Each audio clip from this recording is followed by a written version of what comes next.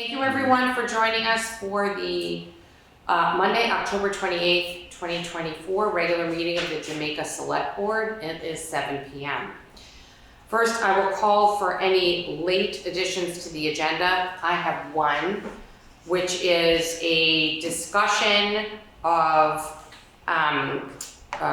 4 lots owned by the town that I would like to discuss with the board. The process for selling them, what the outcome would be, and a recommendation from the listers to actually utilize the resources of a professional broker in doing so. So I will add that. And did you guys, either of you have anything? No? Okay, thank you very much. So first order of business, I'd like to make a motion to approve the minutes from the September 15th regular meeting of the board. Second. Thank you. Any discussion of those minutes? Seeing no discussion, I'll call the vote. All those in favor, please say aye. Aye. Thank you very much. So our next order of business is a presentation by Alyssa Sabetto along with Meghan Arpino on the river project. But I'm gonna push that to the end of the meeting. Hopefully they will join us by Zoom before the end of the meeting. If not, I will just put them on the next agenda. Okay. Following that on our agenda is, again, a discussion point. I mean, we can make resolutions if we wish. First, on that topic is just to let the board know that there are some plumbing issues. They are being worked on by Scott Gordon, one of our citizens and the captain of our fire department. So I'll update you once those are resolved. But in the meantime, the facilities are closed there. Not the building, but the bathroom is closed. The next order of business, or the next topic on that same agenda item is to revisit the proposal to have the building, the exterior painted. We had included that in the budget for the 23-24 year. The flood came and we put that to the side. We did not revote for that in the 24-25 budget, but we are coming through slowly but surely the impacts from the storm, and I'd like to reissue an RFP for that if everyone is in agreement, and consider including that RFP, voting on it and including it in the budget for the 25-26 year. I'm sorry, 25-26 year, sorry, I love these fiscal years. And personally, I mean, I've gone to see it, I'm there regularly. It needed it 2 years ago. It needs it more now, and we would have been in a position to complete the work, but for the July 23 storm. So ideally, we won't have a July 25 storm, and we could do it next year. So. Does Lux Brush have a deposit though now? No, we never Okay. placed the deposit. Okay. No, we did not. Actually, a couple things happened. Obviously, Terry passed. We were literally about to make that deposit, and we were then, in essence, coping with that. And I was in discussions with Lux Painting to see if it could still happen in the summer of 23 when the flood came. Right. And Just need a little refresher. right. And then last winter they did ask about it, but we just, as it was, we were borrowing money, at the beginning of the summer, and it was not feasible. Mm-hmm. So, and then the last kind of discussion point with respect to the town hall is kind of and we've been sort of discussing it, but I don't know how we crystallize this into a next step, but offering it, what kind of pricing should we sometimes be offering it to nonprofits, at a different price, there's just once, the building it's a great building. It's got fantastic acoustics. It has great equipment in it. It is an asset. It's great to have events there because it brings people together. So kind of how just want to just confirm with the board that that's something that we as a board are interested in having happen, and to kind of have it on our radar now that we're kind of heading into a dormant period of winter. Although it is going to be used very soon for the holiday fair, but just to kind of get that out there for discussion. Absolutely supportive of having it be used. Yeah. I mean, it's great for the building to be used, but it's also great for the communities.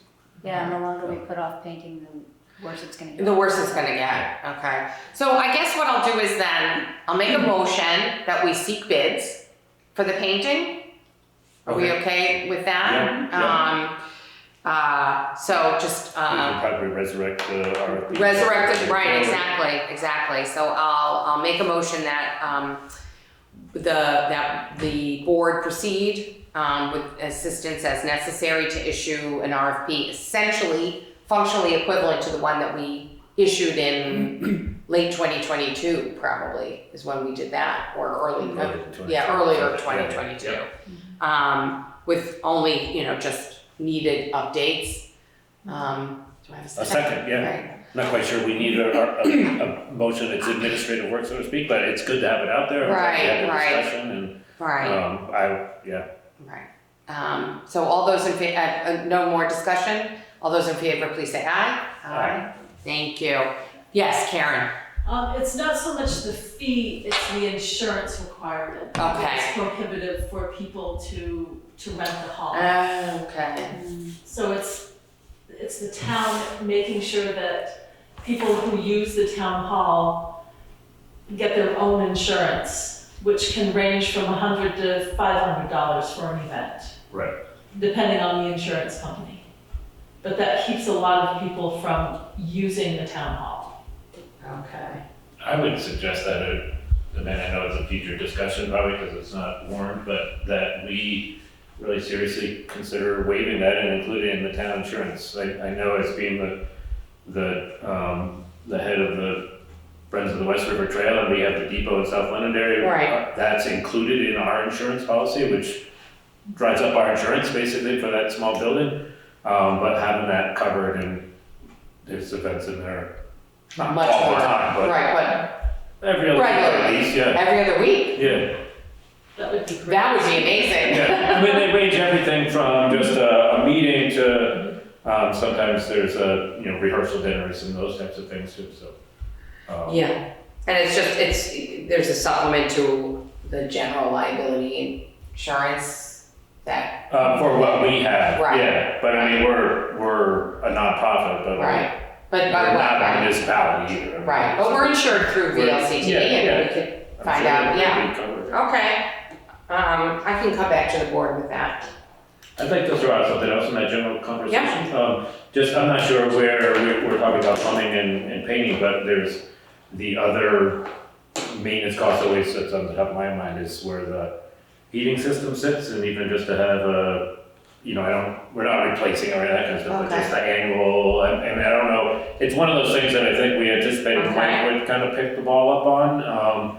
It's always seems to be a loose end that it was Terry, it was Sarah, it was myself, it was somebody, Tom. Doing those things, but just before somebody goes in there, we make sure that the heat's working. And that. For winter, okay. They're coming tomorrow. They're coming tomorrow to inspect all the heaters. There we go. Perfect. That's Mary's now. Mary gets to do it now. Okay. We can thank Mary. Okay. Okay. Oh, good. Perfect. Thank you. Karen, anything else on the town hall? No, the oil furnace seems to work fine. It heats up pretty quickly. I mean, sometimes when it's the dead of winter, it can take a couple of hours to really heat that whole building up. There was talk before of adding maybe heat pumps or something for air conditioners in there. Air conditioners, right. Which would be really nice at some point, but it's not critical. When the Pikes Falls Chamber Music Festival comes in August, it can be a little sticky and sweaty in there. Mhm. and some other events like Jamaica Day and things like that. Right, okay, all right. But it's not an emergency. The Fabulous. Ladies Benefit or Jamaica Benefit Association, they had some money, I think it was like 5,000 that they were willing to put toward air conditioning in there. Oh, okay. And maybe really it is time to look at heat pumps because they do. Right. The problem with the heat pumps is we only turn that building, the heat on in that building for short periods of time. The heat Right. pumps don't work that well for something like that. Yeah, no, they have to, for heat, they have to be a supplement in Vermont.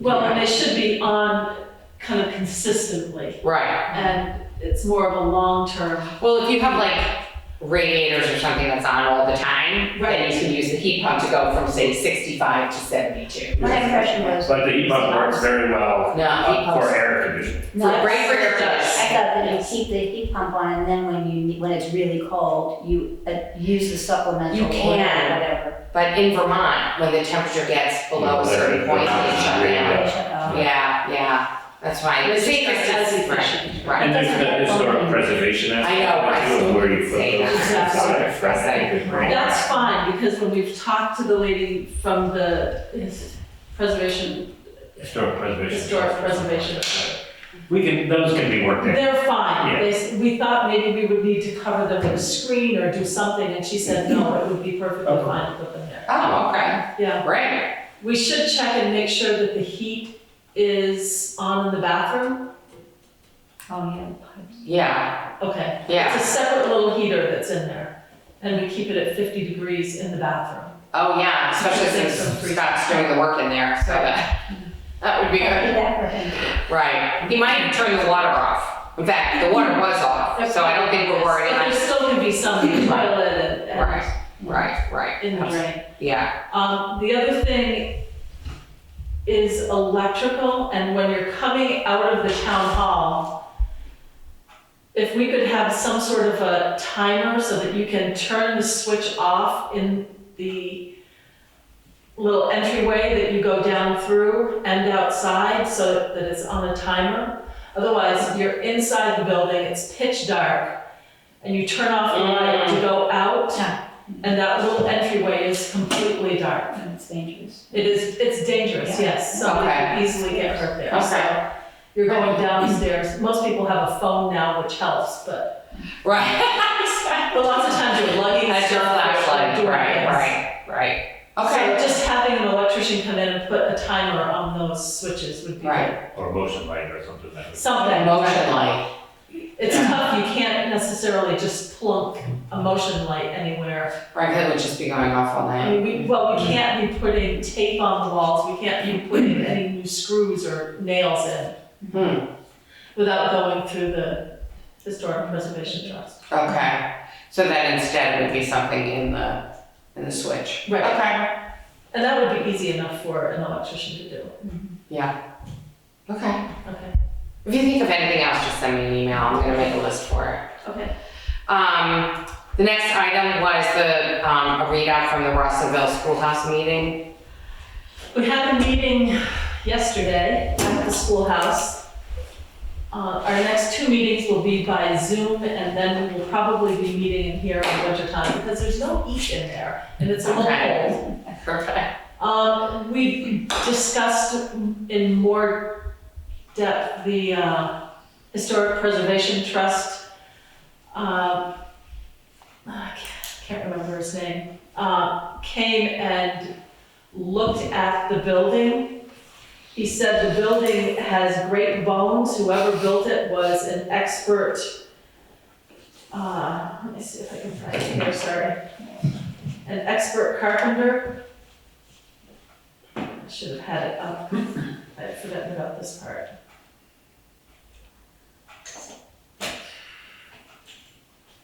Somewhere here. Jackson Evans. He said, first and foremost, this is a remarkably well-preserved building. All capitals with an exclamation point. And I think the reason it has survived in such good condition is the fact that it was very well made to start with. This building, the school building, is the work of a master carpenter. using the best wood products that local mills could produce. It was really a pleasure to see the building. So we are looking at having them do a general condition assessment. It is going to cost between $1,000 and $2,000.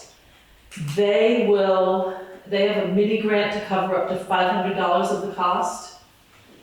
We have an additional member who has offered $500 to help do this. And the association, the Rawsonville School House Association, which is different than ours. Or it's not the schoolhouse, the Rawson Association, Okay. Rawson family. Okay. They have offered to pay the rest of it. So Great. the town does not have to pay anything for this assessment. Great. So we're going to have the assessment done and see what they're recommending doing. It's in pretty good shape, but there are things to do. We do want to put a handicapped accessible ramp in. This would involve taking a window and making it into a door. There are 2 outhouses in the back, one for the ladies, one for the boys. And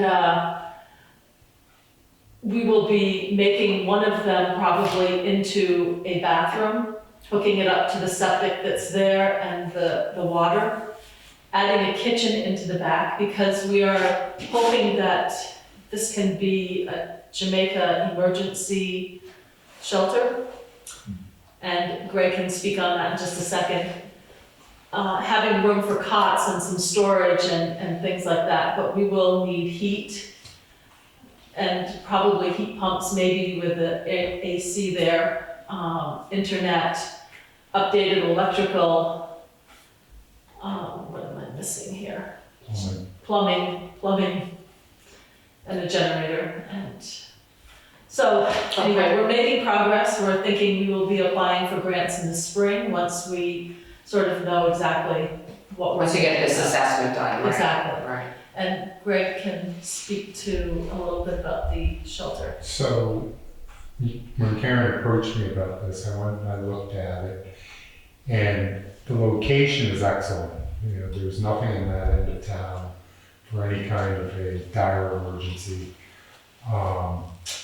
You know, there are challenges that we spoke about, depending upon what type of a situation we're dealing with. I mean, if it's a flood, all you have to do is look at the inundation map right behind you to see that that area is very vulnerable.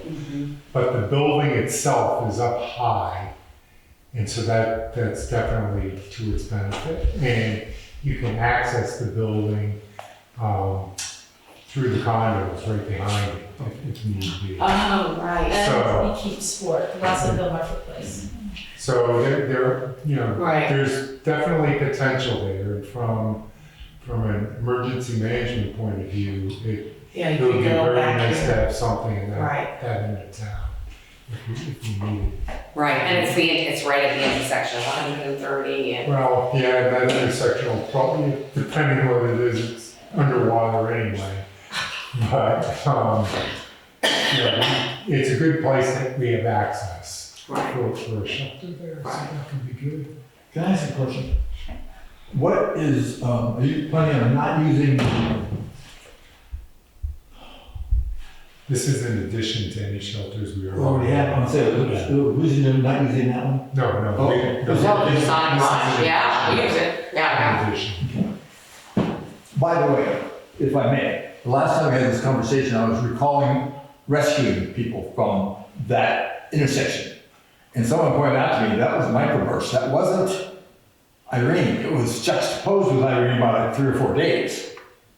But it wasn't part of the Irene flood. It was a unique microburst that hit, and after the floodwaters had gone down around. So when I remember the rescue, but when we started talking about it, we remembered that it was a microburst, not the hurricane. So that particular flood event that sticks in my memory is part of, well, everything for the next 10 years seems like part of Irene. But at that moment, we thought it was part of Irene, but it was a microburst separate from. And the people who were there, I think you were there too, that it was a dry period between the hurricane itself and the flood. Okay. So it's a bit of a, were you on a fire department at that point? No. So, but anyway, I just want to go back and undo kind of what I did last time we talked about it. Oh, But there was flooding during Irene there also. There was a little bit, yes, but the microburst is the one that sent us out to rescue people. There was a cloud over Rawsonville Just- for a couple of hours or something. It didn't even move. It's just sad. 8 inches. 8 inches. Yeah. Yeah. Mess. Yeah, right? Yeah, that was crazy. That was crazy. But I think it's also good, I mean, the work, building sounds like it requires quite a lot of work, but I think the whole idea to try to diversify our emergency shelters, I mean, it's not gonna be perfect for every situation. Right. Nor are any of the other ones, so. Right, right. Thank you both. Okay, the next order of business is a discussion of options for sidewalk snow removal, and I know that Greg is gonna.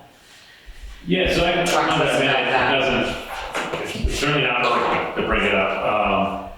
As everybody knows, we're challenged every year just because of the nuances of equipment and working right close to Route 30 and the state plowing that, and the width of our sidewalks, we have some new and some old. So it limits how we can get up and down the sidewalk. So Keith and I have been talking about this forever, but just kind of put it right back put it up at the top of the list. Our current machine, we've had, I mean, it's 40 years old probably, and we've had it for 20. It's not much more than a yard tractor. It's done a good job or a decent enough job over time. But looking at what would really be a commercial size vehicle or whatever snowblower to do this, is we're running in the $30,000 to $40,000 range. And used ones don't really exist, because if they are, they're coming off of a commercial operation, a town, a city or whatever, and they're just kind of beat to the ground by that point. Right. There are a few other options out there for used other equipment that Keith and I are looking at. Like there's a Bobcat was at the dealer, the same dealer as the snowblower. They're up in Middlebury. So there's a few things, but we're looking at anywhere from $20,000 to $40,000. So I wanted to bring it out for discussion again, because I'm feeling kind of challenged, so is Keith, because even this may not solve all of the problems. One is that these commercial vehicles are 40 inches wide. A lot of our sidewalks are even as narrow as 32 inches. There's a lot of creep onto the sidewalks from private. I mean, there's pots, there's trees, there's fencing that's kind of impeding on. There's no real true right of way, but impeding on the sidewalk. So if we did go ahead and get something that's 40 It is inches a right wide. of way. It is a right of way. Yeah, okay. Town has a right of way, so yeah. So there's a discussion that would have to continue after we decided on something.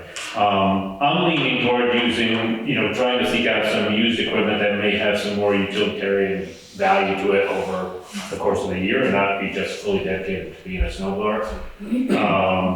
They too are gonna be probably 40 inches wide, so we're gonna have to start the dialogue with the property owners. Keith and I are gonna go out and walk the sidewalks and just say, okay, here's a problem spot. People may lose 6 inches of their lawn. They may have to take a fence down. They may have to, at the bare minimum, move back a flower pot or something.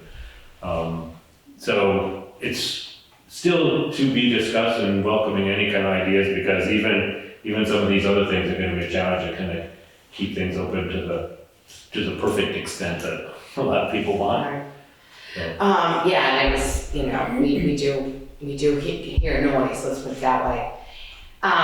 Seasonal rentals, is that an option it would be too late for this winter, presumably. Well, actually, we did entertain last year, we sought contractor services for it, and nobody had any interest in it, and Keith is reaching out to everybody again. If the town were to do a seasonal, to lease something around. That's a great idea, yeah, then it works or doesn't work, and we're, Right, yeah, okay, yeah. I'm not sure if this vendor actually does lease stuff.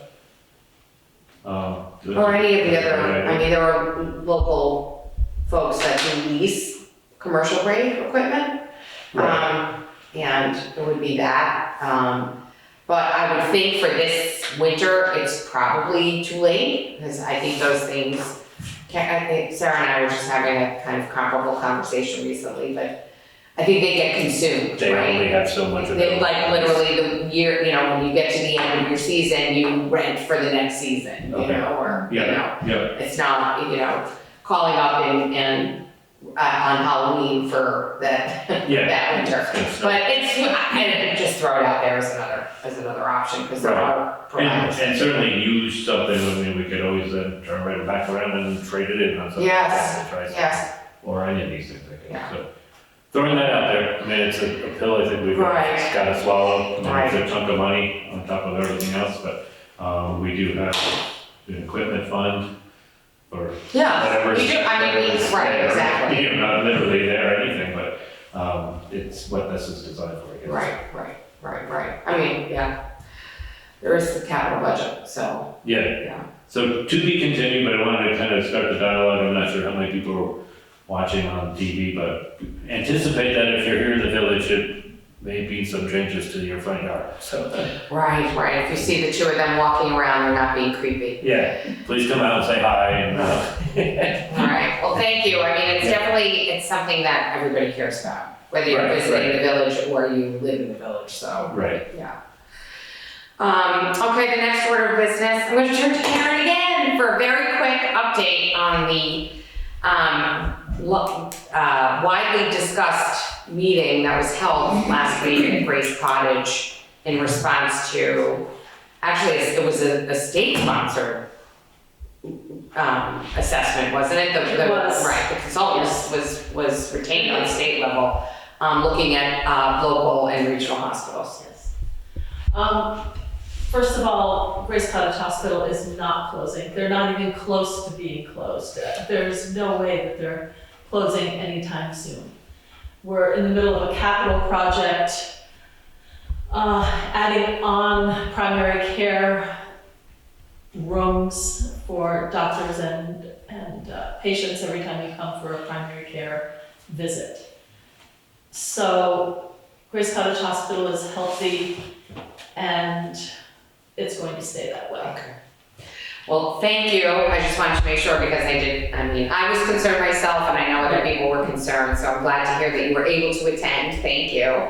And that the message was the hospital's not closing. Right, and had a few people contact me about Right. the hospital closing, and I'm in the middle of meetings about the capital project, so I wasn't even paying attention to that, and I was a little surprised. But Right. I've talked with Andrea Seaton a few times, and then went to the meeting, and it is not closing. Okay.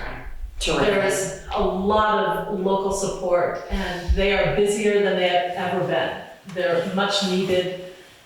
The pharmacy is much needed. We cannot lose them. Right. All right, good. Thank you. That's the messaging that I think a lot of people wanted to hear coming out of that meeting. So terrific. Just a super quick update to say the auditors were on site last week, and they completed their on-site visit.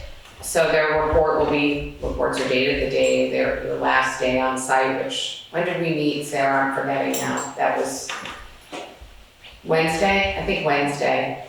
When did I meet with you? This last Monday or Tuesday. Okay, so I was here at Or last, no, yeah, Monday and Tuesday. Monday, Tuesday. Okay, so, it's complete. Nothing major to report about now. We went through, all the questions.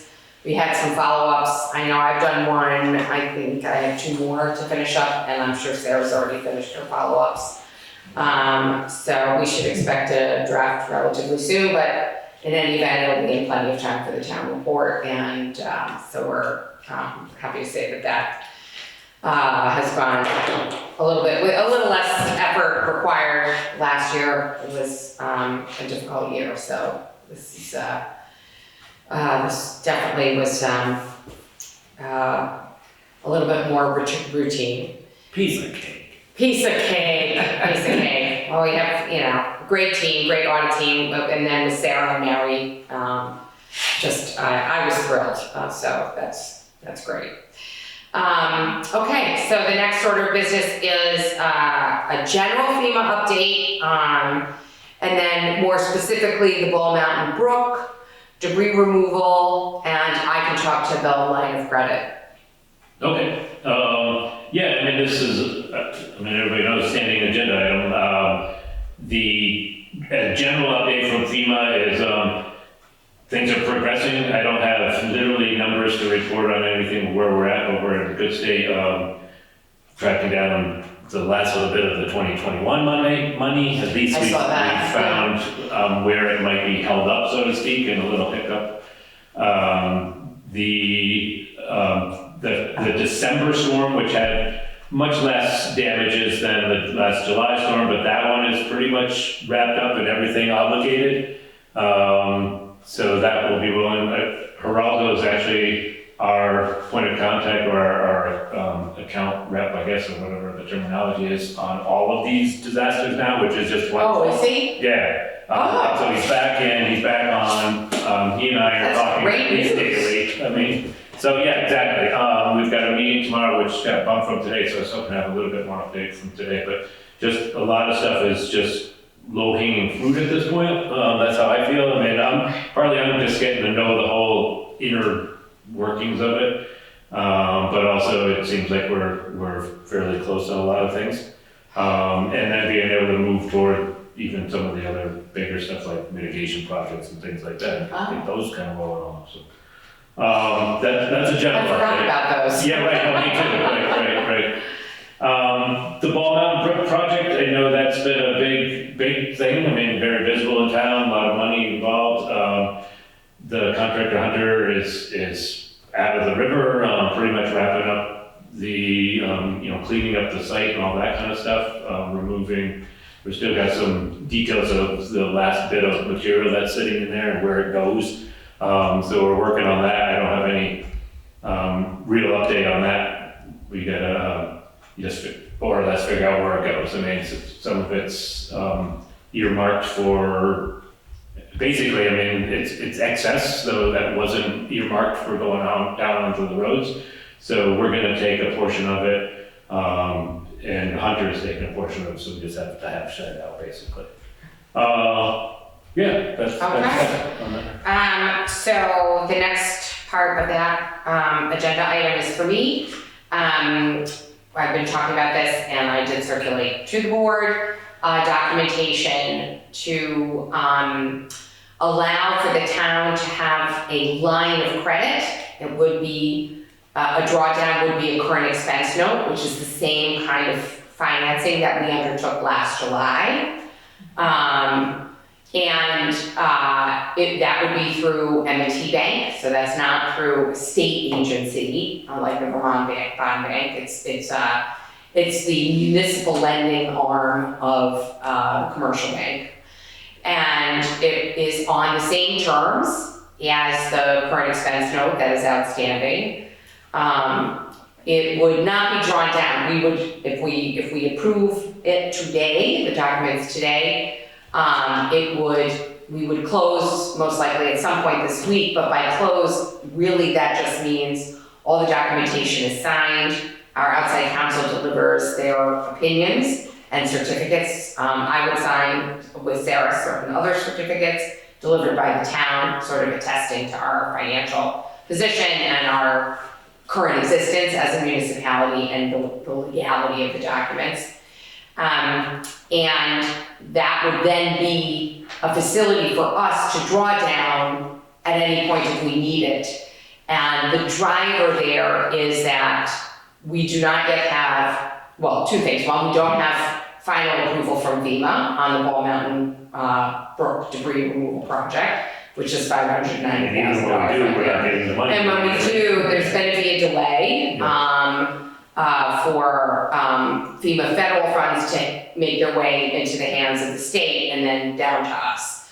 So this is to, right now, the town just received, just on a cash flow basis, the town has funds because we just received our taxes, our property taxes. But there are periodic large payments that the town is obligated to make, and we also don't like to go below a certain amount of cash. And so we may need to draw down on that facility before the FEMA funds come in for the debris removal project. So I would like to make a motion approving the line of credit for expense note documentation that I circulated to the board. Have a second? Second. Okay. Any questions on those documents? Like I said, they were essentially identical, except that it's a line of credit versus the last time when we drew, actually it was a line of credit, but we drew it all down at the same time as we closed. Okay, seeing no discussion, I'll call the vote. All those in favor, please say aye. Aye. Aye. Great, thank you guys. So I will let you know once it's complete, but it'll be before the next meeting. Okay, the next order of business is a continued discussion of a potential short-term rental ordinance. I did circulate to the board, and I apologize, it's a little last minute. Just sort of an outline of topics that I'm seeing towns will, that some towns, both small and large, obviously the larger towns like Brattleboro, even Killington, sort of some of the larger resort towns that have passed these ordinances, they're a bit more fulsome than this. But in terms of, there are certain regulations that apply to short-term rentals in the statutes, right? So this is to supplement that, basically. So just for purposes of our viewers, at least for purposes of this discussion, what I wanted to highlight as for our consideration, and the consideration of folks in town, is that the ordinance would address kind of three main categories.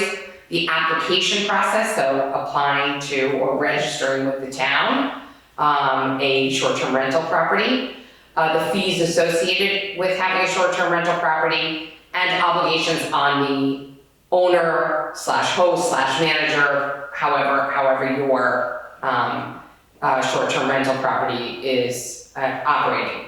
So under the big category of application,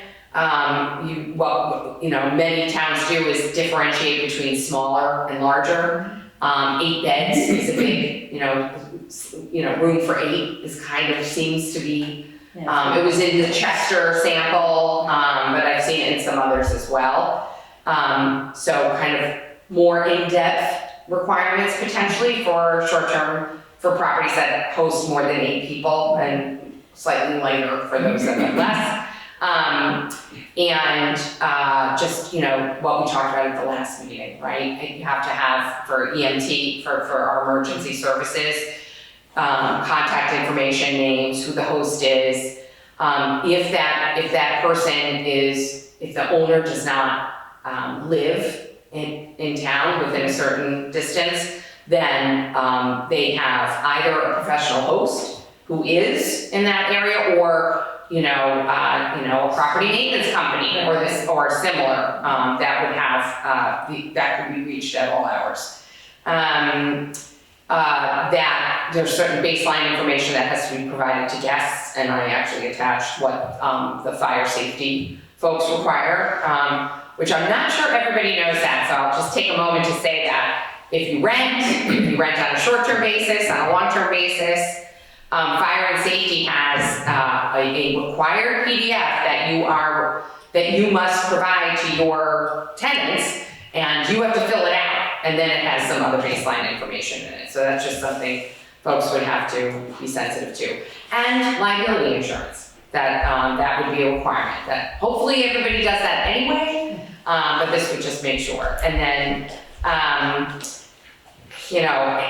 some towns go into a bit more aggressive, that you need to demonstrate that you have a septic sufficient for the number of people who are going to be there, that it's permitted, unless you're grandfathered. In other words, you haven't changed the use of the property since 2007.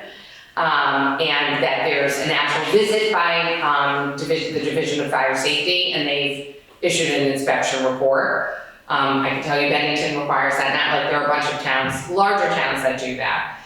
That rather than a one-time process, that your application, your permit, so to speak, whatever you want to call it, is renewed annually, and that, you know, some of the ordinances have specific enforcement provisions in them, and that goes above and beyond what the state requires. So just, again, not necessarily recommending that, but part of our ongoing discussion that's out there. Fees, pretty much all of those all towns that have passed an ordinance have an application fee, which is a one-time fee. I've noticed, which I didn't pick up the first time I was looking at this, that they all seem to have annual fees as well. And ranging from, I've seen 150, I've seen 300, which I was a little surprised at. And in that section, as part of enforcement, also potential civil penalties, which is probably a lot for this town, but it is a stick. So just, you know, that's why I'm raising it. And I touched on already, you know, requirements for your host or manager role, and you know, this is the person who is available for emergencies, contacting in emergencies, but also if there are persistent complaints from neighbors and others. There was even one of the towns, it might have been Paulette, required that the host be on site. They didn't allow somebody to be hired to take your place. Yes, is that, I couldn't remember if it was Paulette or Rupert. Yeah. They got burned, you know, so, yeah, exactly. So I did circulate, just today, so obviously I will not quiz you on it, the samples as well as the fire safety disclosure sheet, which I think we should probably just have in the office so that people know. And I've seen the fire department's here, so like, you know, I'm sure that, you know, Greg would be happy if we did that, I'd be happy to see it too. Oh, okay, I'll send it to you. It's pretty rigorous, and there's a lot of information that, you know, an owner must supply, and I would be surprised that compliance with that is high. I suspect it's not. So I think a little pushing out of some education. Yeah. I think the biggest part of this is not so much the gobbledygook of an ordinance, but it's the process of what we're starting out and the communication, the two-way street communication of pushing out what our existing ordinances are, what the fire safety regulations are, and then also getting back point of contact, that really kind of basic level, and whether that fits as ordinance, I mean, that sounds like a big scary term, but I think it has to be something that bites, and I agree with that, and so I'm throwing it out there, but I agree. But also that's some of the reason, I mean, I know we've heard people say, oh, it's just one more thing, it's another fee, it's this and that, and our purpose, we're not gonna get rich on this. And so that fee also acts as, I don't know what the right terminology is, but a catalyst for an ordinance. I mean, it's a binding thing. I mean, you make the point of paying a fee, you're obligated to pay that fee, and that's part of the exchange that needs to go back and forth, because, you know, having some of these things, I mean, that you shared, you're just like, oh my God, man. They're really cumbersome, and I see their need in bigger areas. I mean, this would be my boil it all down to just, let's start small, so to speak, and just work on this communication process. I think the fee helps people to pay attention. Yeah, exactly. That's exactly what I was saying. I mean, it's that first obligation, so to speak. Right, it drives diligence. I will say that staff in town has to deal with, you know, short-term rentals. So it also defrays our payroll costs to a certain degree, and should, in that, insofar as it drives diligence, it will hopefully help smooth out some situations that come from time to time. So what I would just ask, since I've now kind of pushed out the outline and the samples, if you guys could just let me know what you think should go in our first draft. What goes in and what goes out, and what doesn't go in, you know? I love that feedback, and so then I could actually, the next meeting, kind of have an outline of what we think our ordinance should be. Yeah. If it doesn't, if you can't do it in the next 2 weeks, whatever, then next time, but if you know, literally just an email response, that would be great. Yeah, a couple of the primary things that I mentioned last time come to mind. Okay, if you would jot them in your email, that would be awesome, just tell me. I know I have notes, but then I have it in one place. Okay, that would be great, thank you so much. Any discussion from the group? No, okay. So that, I'm gonna now add in my additional topic of the sale of the lots. So Karen's familiar with this, Sarah's familiar with this, I can't remember which of you two I've spoken to about it. I'm from the, Yeah, okay, you and I talked about it. Okay. All right.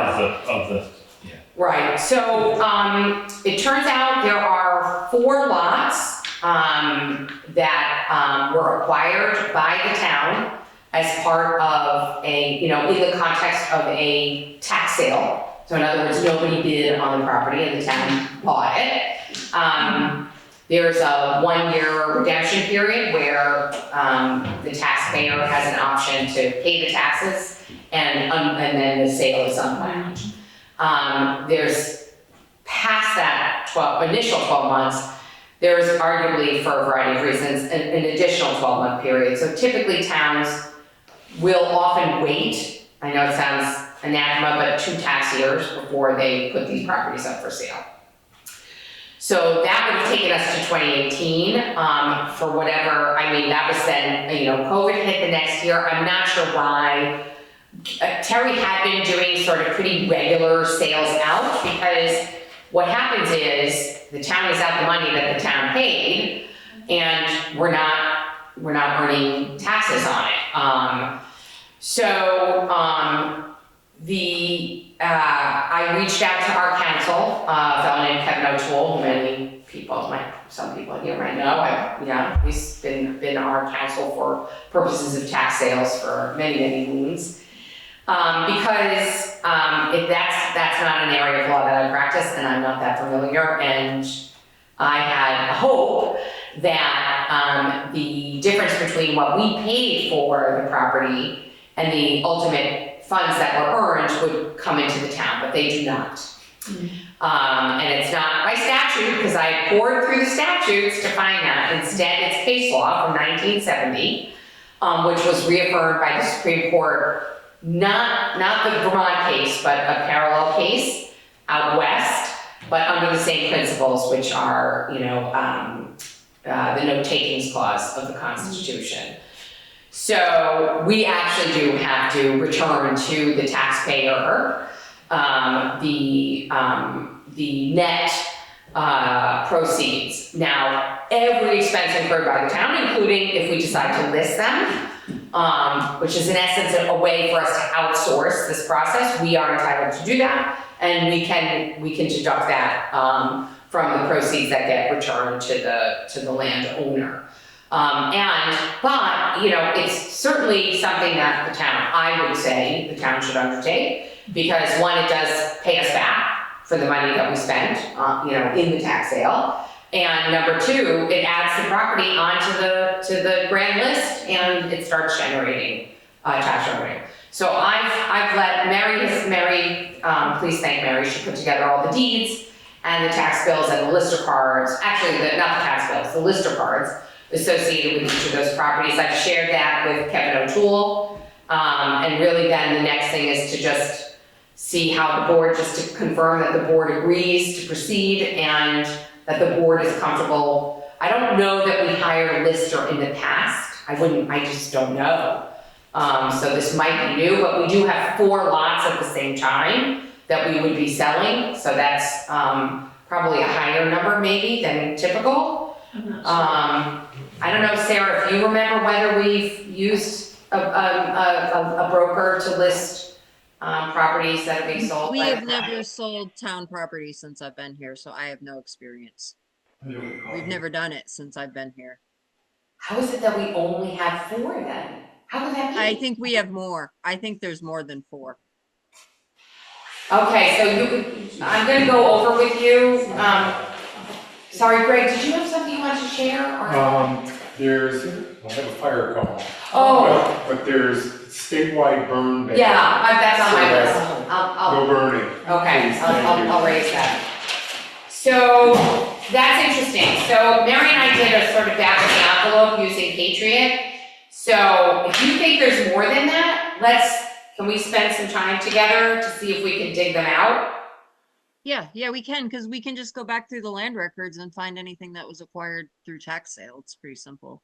Okay, because we went to owned by Jamaica, all properties owned by Jamaica, and then we filtered for those that are tax sale properties, not acquired through other means. So for example, if it was property that we acquired after FEMA, then we can't sell those properties.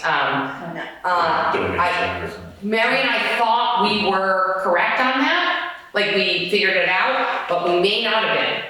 Or maybe You they've been think it's sold, more also? No, they've maybe been sold already. I don't know. Or the Others. property Right. took them back, or, Okay. yeah. Right, but it's worth a double check, Sarah, so let's, I well, guess, yeah. I'm sorry. Yes, please. Yeah. The only one thing I'd kind of like to add, I mean, I totally, fully like, let's move on. Right. But and I don't know what the criteria would be, but to evaluate if there's any other, public value over and above what the actual assessed value might be. You know, proximity to, potential town park. I mean, I'm just throwing out ideas. Right. It's a natural area that we want to preserve in some way, that we now have the opportunity because it's ours. Just to throw that out there. I mean, right, no, I think that's important. right. At least 2 of these, I can It's tell you just a for lot, sure not. yeah, There are lots right. in residential areas, actually 3 of them, actually all of them. Okay. All of them. But I will double check that Yeah. and come back to you to confirm that. There might not be, And I'll or there might not be a way to tell, so. Right, and I'll spend some time with Sarah to make sure that there aren't any others that we missed. So everyone feeling okay about retaining a lister to do that?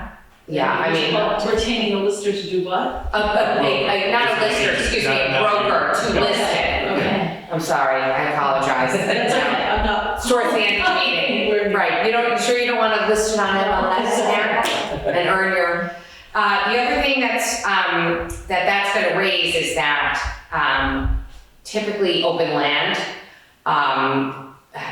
again, putting aside the fact that the National Association of Realtors has been found guilty of price gouging, the traditional commission for open land is 10% versus 6% for improved land.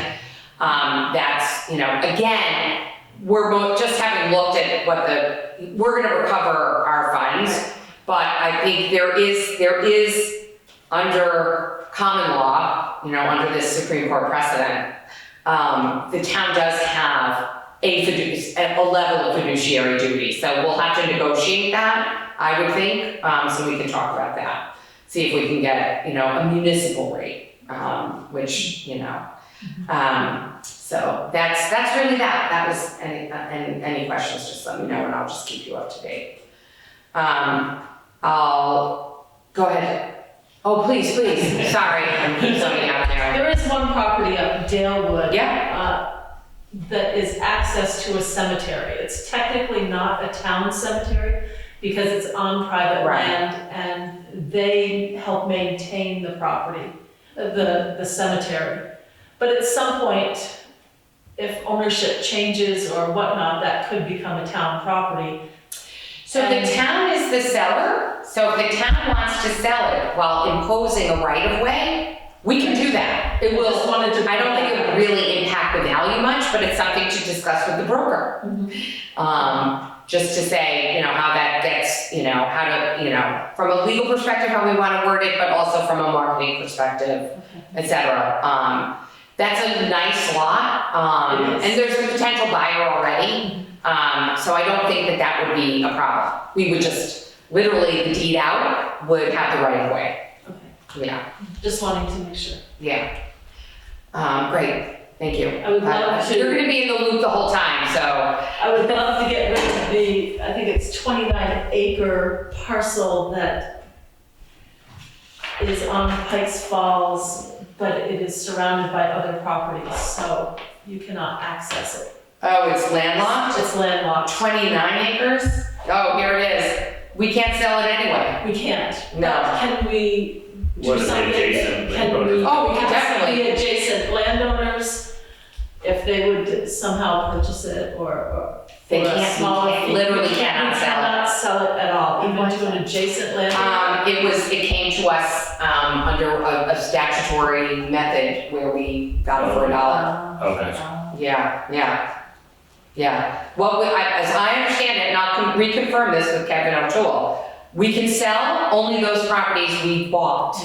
Otherwise, they're lands that have been, in essence, gifted to the municipality and in perpetuity. Yeah. Maybe. Like the one we were talking, like when we were talking about the buyback today. Mhm. That's a buyback and the town gets it. We don't pay for it, we get it for free. Right. And part of that is it's ours forever.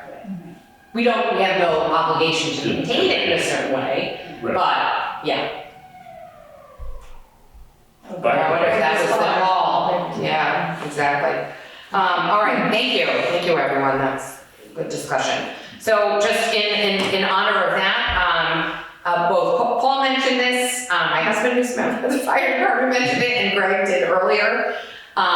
There is a statewide no burn ban in place for the next 2 weeks, full stop.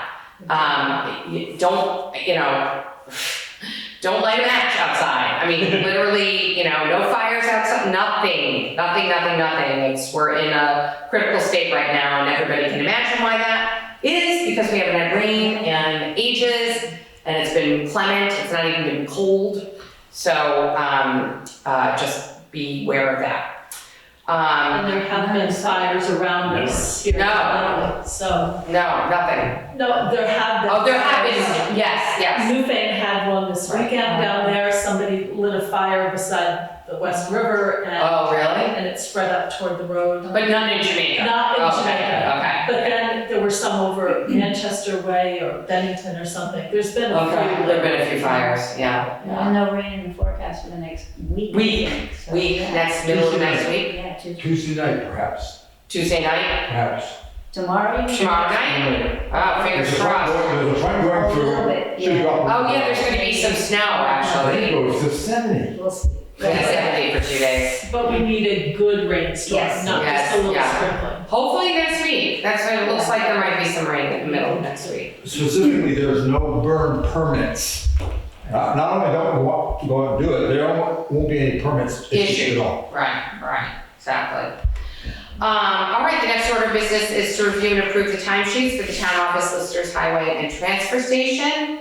Second. Thank you. Any comments on that? Seeing no hands. All those in favor, please say aye. Aye. Next is to review and approve the pay orders. Second. Thank you. Any discussion? Seeing no discussion, all those in favor, please say aye. All right, any other public concerns? No? Karen? I just wanted to bring up that the Lister's office, we will be riding around and checking properties and houses here. So don't be alarmed if you see a vehicle coming up.